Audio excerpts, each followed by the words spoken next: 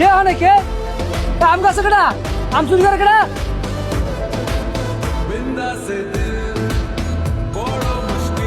খারা আমি আইতেছি খারা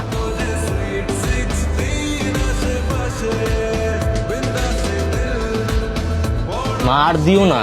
কেন দিমু না? আমার পোলাটা এতদিন পরে আমার হাতে রান্না খাইতেছে। কতদিন পর আমি আমার মায়ের হাতের খাবার খাচ্ছি, মনে হচ্ছে জান্নাতের কোন একটা খাবার।